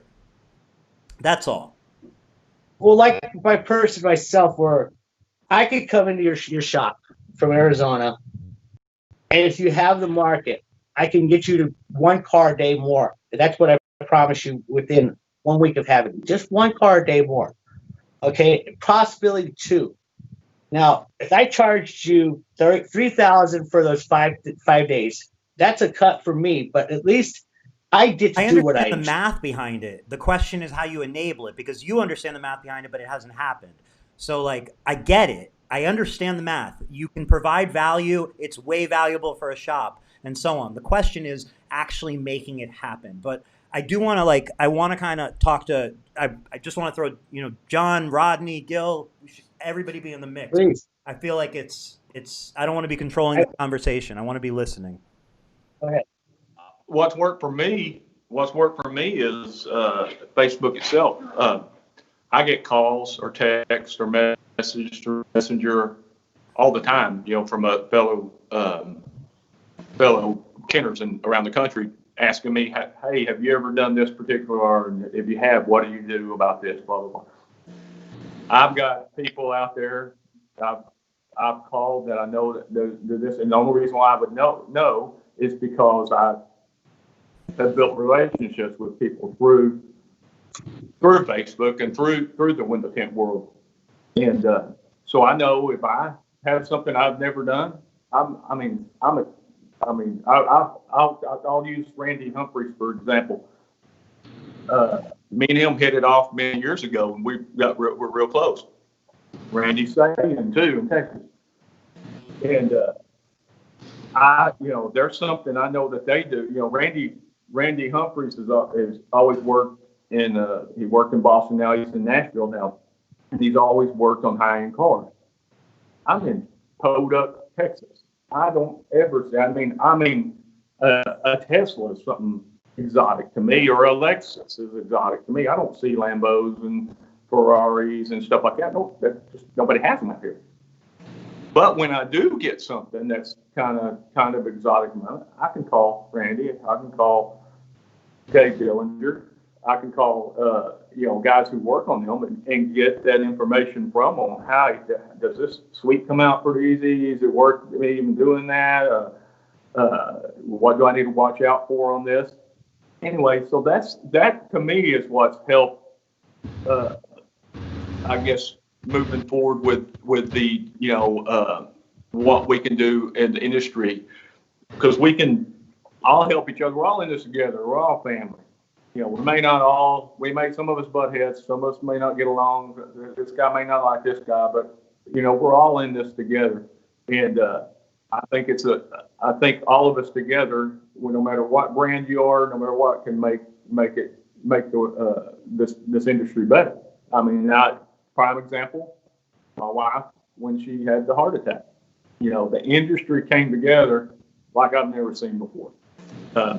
And I mean, we had Expel, we had 3M, we had Huper, we had Lumar, we had all of us together. And everybody knows I'm a Lumar guy and been a Lumar guy, but it wasn't about brand that day.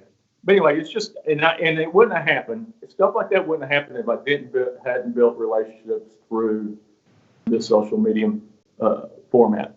And so, man, I mean, we got it. It's right there. I mean, Rodney, if he had a question about something I did, he could call me. I had something about him. Gil, same thing.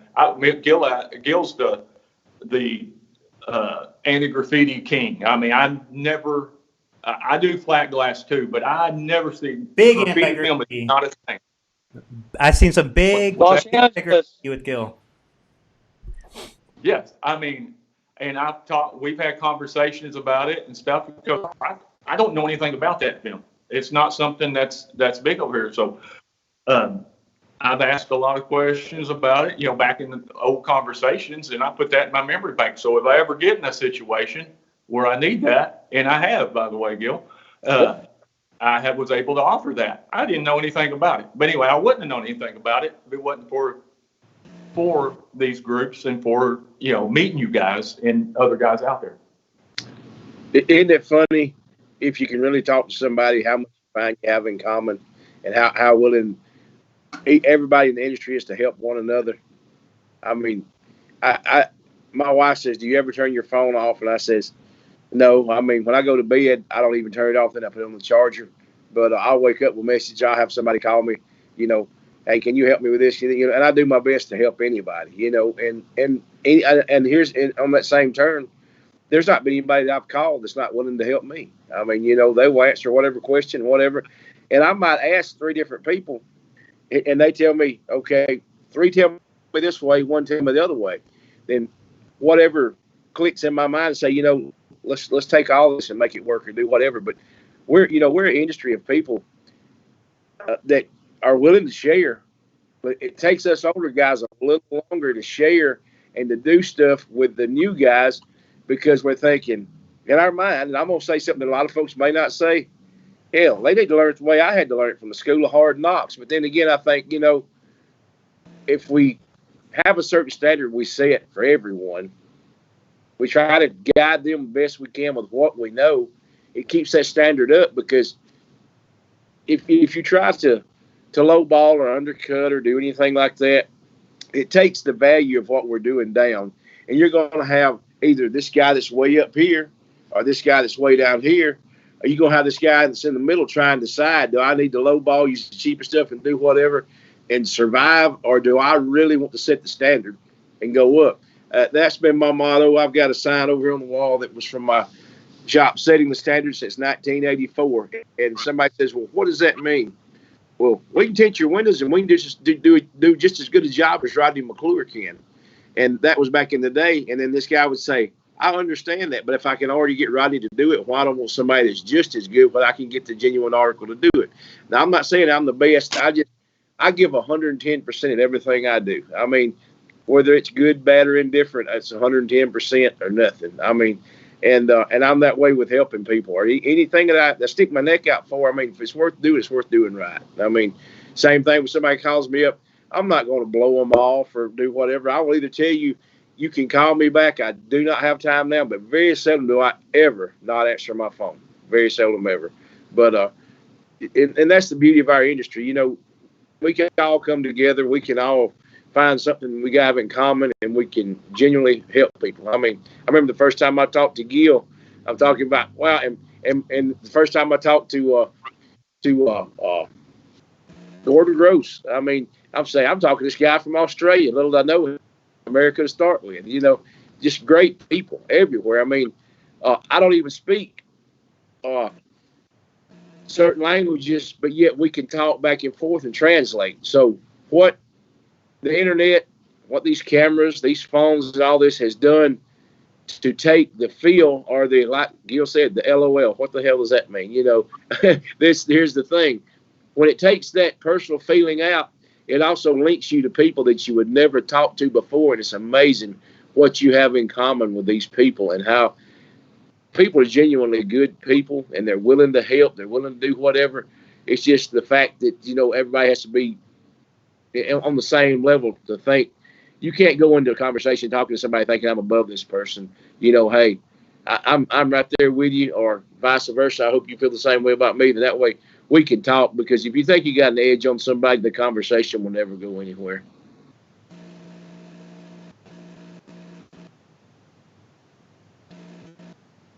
A moment of silence. Old guy, I still think, Gil. Yep. On these Facebook sites, I used to post a lot of videos, man, to teach, to show people, like, hey, man, bagging windows, removing old film. It's like, how do you do it? You just keep doing it and doing it. And then graffiti film, dude, I get off on it, because how does one small guy do a 6x10 solo? So I do these videos to educate people, without even thinking twice, right? Yep. If somebody wants to get into it, like John, you watch it, go, shit, I could do that. And you just do it. But the weirdest thing about Facebook videos, when you post this stuff, it takes time. And then when nobody responds, it's like, why do I even waste my time? Years ago, man, I was at a motorcycle run, and some guy said, hey, Gil, I had some chilly pajama bottoms on. And he goes, hey, Gil, nice pajama bottoms. Like, that ain't me, that's L.A. Dave. And he goes, look at you, man. You get home from a Christian run, you're already sinning. So I told my son, I go, turn on that big computer. I want to see that picture. Because I had a little flip phone. And it was me, right? So I bought a tablet. And then I learned I could do videos. And I wanted to see what I look like tinting. I know how to tint, but I've never seen myself. So I made a video of myself tinting, and it's like, what a trip. And then I started doing videos on Facebook to show people how to do it. But like bagging windows, going back to flat glass, but bagging, it's an art, man. But it all comes off. And you never stop learning. If I could pass that information, I get off on it. But if you're not there doing it, you can't believe a video. So it's kind of useless time, but it's not, because some people, heck, many people message me, hey, Gil, I got this kind of removal. What do I do? I always tell them, call me. It's easier to talk. But yeah, these Facebook sites are pretty cool. Biggest thing I learned when I first got on the Facebook tint sites, I was watching all you guys tinting with kegs, them keg sprayers, 3 years. And I finally bought one. Best thing I ever did, man. You can spray all day long on that keg sprayer without pumping it. But I've learned a lot of stuff, John. Like you said, I've learned tons of stuff on this, because we never stop learning. I don't care how long you've been tinting, how short you've been tinting. Always something to learn, right? That's right. And you and Billy both mentioned something during y'all's conversations about posting videos or posting. You Gil said posting a video. Billy said something earlier about making a really good comment or post on Facebook and not getting any replies. I wouldn't look at it and be hurt, but you didn't get any replies or likes and all that stuff. I mean, people seen it and people are putting it in their memory bank. You know, some people, not everybody replies or even thinks. I mean, I get all the time see stuff on there. I wished I'd made a reply later on. I think I don't know why I didn't reply or hit like or something, but I remembered it. It made an impression on me what that was. So, you know, no matter what you put out there, it's going to make some sort of impression on somebody, whether they reply or not. Yep. Yeah, they watch it. Yep. Yeah, and I Some mean, people, go ahead. Go ahead, Rodney. some people, yes, some folks are too proud to reply. Look, some And- people are going to and- be too proud to reply, and then some people, like, you don't reply to every single thing you watch. And, like, I definitely agree, John, with what you're saying. At the end of the day, people are watching it. You're putting out there, people are watching it. The value's there. Like, you just don't necessarily get that feedback of that like or that comment, which definitely feels good, feels real good. But at the same time, you go, do you do that all the time for everybody's stuff as well? You know? You don't. And it Right. does, you know, you may go back and find something. Somebody says, I tagged you in a video. And I'm like, okay, let me go look and I'll look at it or do whatever or comment. And it's really cool. And I wish I would have seen it when it was right then, but I didn't. But I'll go back and comment or do whatever. Then it brings the thread back up and there's a lot of good stuff in it. But we don't see everything. I mean, you just don't. But I'm with Gil, you know, it's like I used to, I seen this meme one time. It says, doing a good job around here is like wetting your pants in a dark suit. Gives you a warm feeling, but nobody seems to notice. Billy, I saw a lot of head nodding. Anything you want to chip in with? No, just agreeing with you. A lot of the stuff is the Facebook has really opened up a lot to people. I didn't realize how much I had effect until you go to a 10 off. And if you ever go to a 10 off, you're going to find out how big of a celebrity you are. Gil, you're going to find out how much of a celebrity you are. You probably got that this year, didn't you? And Me? people will come. Did you? I mean, people come from all over the world, UK, when they go to these 10 offs, all over the world, and they, like you said, I don't really look into it. I just kind of, I guess I'm a numbers guy. So when I see the 300 likes and only the 15 likes, I like, what's going on? Why wouldn't they like something like that? That was some good information that's so important to, what we do. And I sometimes I'm taken back by it, but at the same time, I guess people do call them up and I'll walk up and say, Billy, you changed me. I'll talk to about one person. I don't want to embarrass them, but he come up to me and he ran all the way across the Denny's to me. And I found out La Quinta means next to Denny's. And so and he come run across, Billy Ayton. And I was like, wow, this is trip, because I'm not used to it. And he told me, I said one thing about pressure sensitive adhesive. And it changes the world. He said he never put the 2 and 2 together about using a PS adhesive and utilizing it for what it's for. And he said it was night and day for him after that. And he wanted to thank me. And that's rewarding. And you don't go for the things. That's not what you're after. Rodney, John, Gil, none of us are out for things. I'm not on this boriness. It's to talk. Help, Rodney, here you go.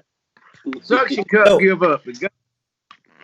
So can I address I a couple of the things? Go ahead. Just wanted to finish up real quick. Absolutely. When you guys see me through my lives, I kept telling you I worked around tenors all my life. It's just me. I'm bored, guys. I get out there, it's just me. I don't have no one to talk to. You guys are my tip buddies. You're my shop. I take you to your shop on wheels. I don't interact much, but that's kind of what I use the Facebook for, is my shop and my connection to those tinters that I don't have in the shop anymore. That's what Facebook does for me. Yeah. And I just wanted to throw. Oh, go ahead. Go. I got my son-in-law working with me lately, and I just can't stop talking, right? I said, dude, you got to understand, I've been talking to myself for years. I finally got somebody to talk to. That's what we do, right? We just yak. All tinters think when they're working, right? Because it's a no-brainer work. It's just, Oh, yeah. You're in your head. So you just think it always. Anyway, yeah, always got to talk to somebody. Yeah. Well, I think these groups definitely give distribution. If you try to make a video or so on, or pictures, or a post that's helpful, the groups definitely help distribute it. But, you know, there is that aspect of, like, if you want to do good, if you want to affect change, you know, it can't just be about the intention. It has to be about the execution of the message as well. So what I'm saying is, you can have this valuable knowledge, you can put it out there, but there is that other aspect of, if you really want to get it out there, you know, focusing on ways to get it out there, trying to be as clear as possible, trying to find ways to get more people to see it and so on, if those are your intentions. Just not taking it as a slap on the face if you don't get enough likes, because at the end of the day, it's a supply and demand. We're in a time where there's a lot of content being pushed out, and I don't think there's a shortage of tinters that appreciate anything that's coming out there. So I think with us old guys, we have a political correctness curve in there, you know. And I think once we get past that, we have usually pretty good relationship, like Dave Dillinger and stuff. He was talking, he's a young guy. He's out there pushing it, like you said. You know, I think every one of us have something in common, that we love doing what we do, and we wouldn't be doing it 35 years later. I think every one of us got 35, right? At least. So, I mean, you know, that's something to say. We don't do it for the thanks. You know, that's not what I do it for. I'm lucky enough to be in this business. I got myself a pet turkey. Actually, it's just a decoy. But what I'm saying is, this business, and what I like about the groups is what happened to John. That was great. What we did for Roger Torres out in you know, and Puerto Rico was great. Little incident happened. I'm going to share with you real quick, and I'm going to leave you guys with this. I went down quicker than I know what happened. I woke up to The Exorcist, but it was my own blood. 2 days later, I'm out of the hospital, and this man shows up at my house. His name's Gil Guerra. All he sees is a post from my wife about what happened to me. He got on his motorcycle and drove over to share and pray with me. He didn't have money. He didn't have anything to give me other than his love. And that's what I've gotten so out of these groups. And if we can start loving each other again in the groups and growing with each other, I think a lot of problems will just solve it. When people get to know each other, they'll realize I'm the rough uncle that's going to say, Junior, get the hell out of the tree. Boy, I told you, get out of that tree. I'm going to dust you off. I'm going to tell you you did something wrong. But I did it with love. That's who I am. Right. That's why I got hashtag Uncle Billy. Yeah. Well, so go ahead. That's you guys. That's what I think video and things like this help people understand, is they get to actually understand a tone of voice, an intention, a person behind the text that happens in groups. As far as groups and everybody loving each other more, I feel like that's what's happening currently. Not at 100%, but it's definitely happening currently. And I think the more everybody can get on video, you see the person behind the words, you understand those words accurately. Because it is confusing when you just read words and you don't know the voice and the tone behind it and the character of the person. So, yep. You know. Yeah, you can't read emotion. You can't read emotion through a text or through a comment. You know, you have to actually see that person or talk to that person. That's what, you know, I catch myself judging people on there by the way they type something up, and really they're not that bad. I mean, you know, when you meet them in person, you think, oh, that's a lot more humble than I could see through a keyboard. Yeah, so it's hard to read emotion through keyboards and through text. You know. Yep.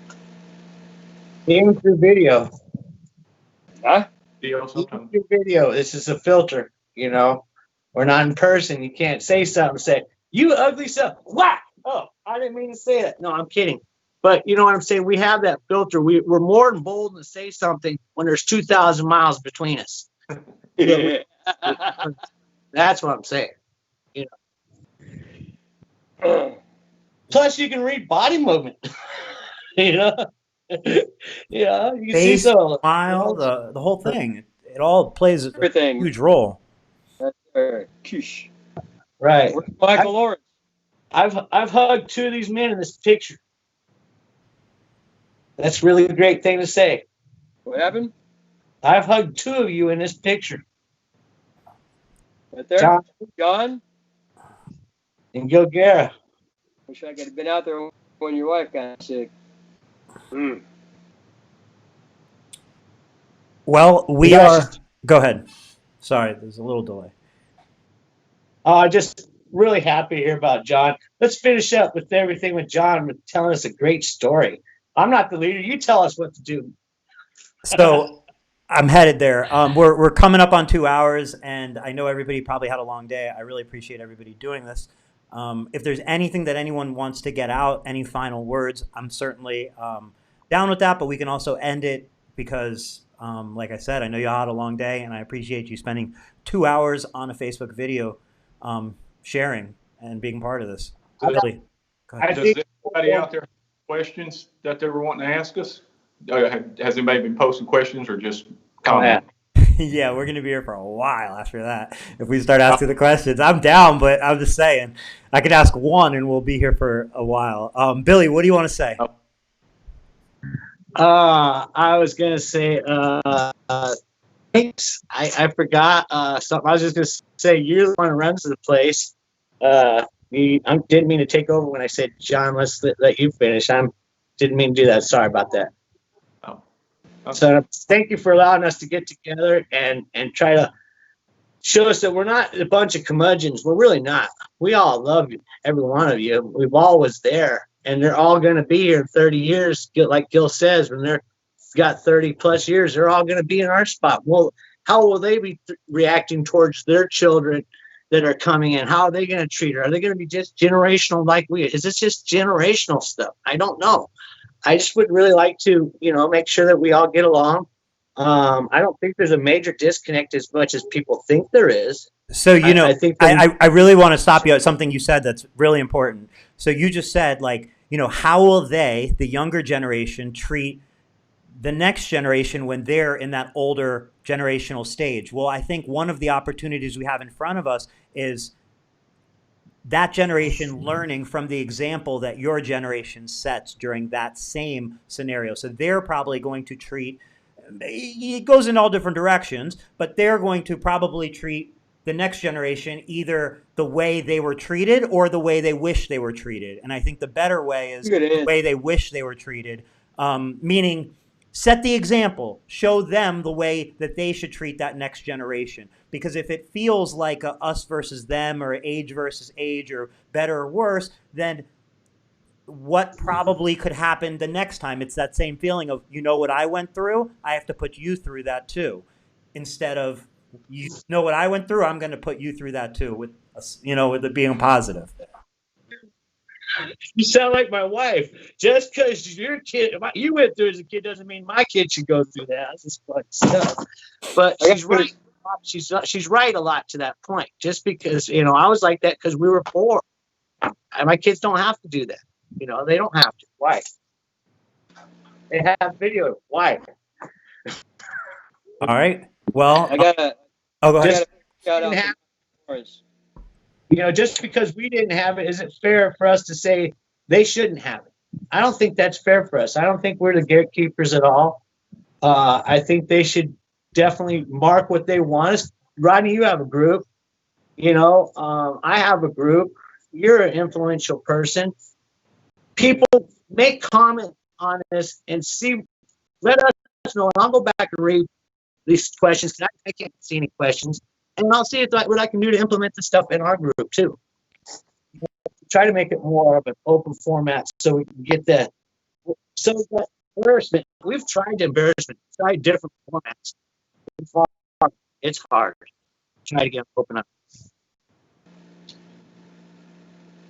Did we lose John? Hold on. We lost John's video, but I think you're still. I'm back. Hey, You're back. so Michael I'm back. Lawrence put us all together, and somehow he didn't make it on this. So specifically what happened, just to put it out there, what happened with Michael Lawrence was he was just a couple minutes late. It could happen to anyone. But I think there was some difficulty getting back onto the same Skype account that he was on last week. So that same Skype account was made part of the group.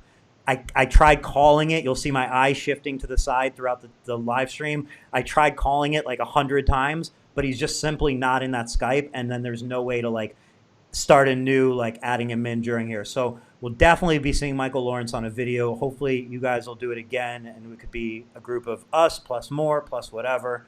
But definitely thank you to Michael Lawrence for putting this together, because he was the roots of this coming together as it did. As is great, but I feel like Michael really reached out and made it happen. What about I share my tomorrow night with Michael if he wants to get on there and do There it? you go. Let's throw that out there. So tomorrow we're planned for a live stream with Rodney McClure, and the open invitation to Michael if he can join. I love that idea. I mean, I hate that he's not in here. I love him to death. He calls me 3 times a week. I talk to John, not 3 times a week, but sometimes I talk to Gil all the time, and that's enjoy talking with Billy when I get to talk with him. So Michael Lawrence called one day. I'm sitting there. It's like noon, maybe 10 a.m. I don't know, somewhere there. I'm like on my computer. I'm doing a million things. My phone rings. I pick it up. It's Michael Lawrence. He goes, "Hey man, hey brother, how are you doing?" That's good. He goes, "Hey, I just want to call you and tell you I hope you have a great day, man. Love you." And I'm like, "Love you too, bro." I'm like, he's like, "That's it. I'm gonna let you go now. Goodbye." And like it was that, and I'm like, what a nice interruption of my day. Like what a beautiful stop of chaos to like just go, wow, like there's nothing. I mean, come on. My wife gets tickled at me. It's what's funny is I'm a big guy. I'm 6 foot 300 pounds, and actually I'm a fat guy. But anyway, and I here's my thing, and I'll go this way with stuff. I'm not real big on funerals, so if I can't do something for that person and tell them I love them every time I see them, help them out while they're alive, I just can't do nothing for them after they're done gone. I don't want to go look at them at their lowest state in life. And my wife says so.